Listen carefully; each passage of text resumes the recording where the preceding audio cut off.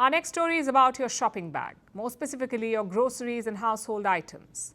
Have you ever felt that your favorite products are shrinking in size? Does that bag of chips appear smaller than before? Does the detergent pack feel less heavy?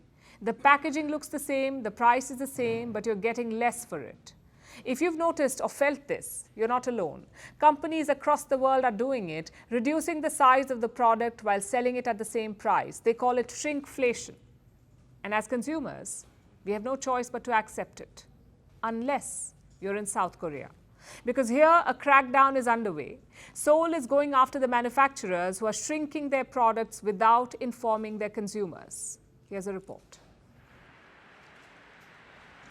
A visit to the supermarket can be a confusing experience. There is more of everything. Look on any shelf and you'll be spoiled for choice. There is an explosion of brands across product categories. If you fancy an ice cream, just going through the section can feel like navigating your way through a maze. There's a vast selection of brands offering dozens of flavors, and they come in different versions too, like sugar-free options and even vegan ice creams. Having options is a good thing, but as you ponder over the endless choices, your wallet may be quietly taking a hit. Companies around the world have a sneaky way to make you pay more for less product. This tactic is called shrinkflation. Some of the world's most famous brands have resorted to it, like Listerine. In the UK, Listerine reduced the size of its mouthwash bottle. Earlier, it was sold in a 600 ml bottle, but now buyers will get just 500 ml.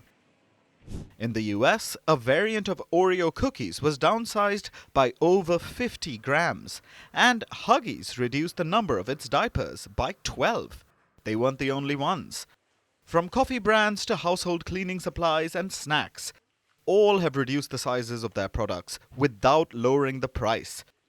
Even Joe Biden can't ignore it anymore. Sports drinks bottles are smaller. A bag of chips has fewer chips, but they're still charging it just as much. I've had enough of what they call shrinkflation. The American president wants companies to stop shrinking products. Meanwhile, South Korea is taking more decisive action. Seoul has made some new rules. They want companies to tell shoppers if they reduce the size of their products. If they don't comply, they'll be forced to pay a fine. How much is the penalty? 10 million won, or around $7,300. These orders have been issued by the Fair Trade Commission. This is South Korea's antitrust regulator. They say shrinkflation is unfair to consumers. Their instructions to manufacturers are specific and strict.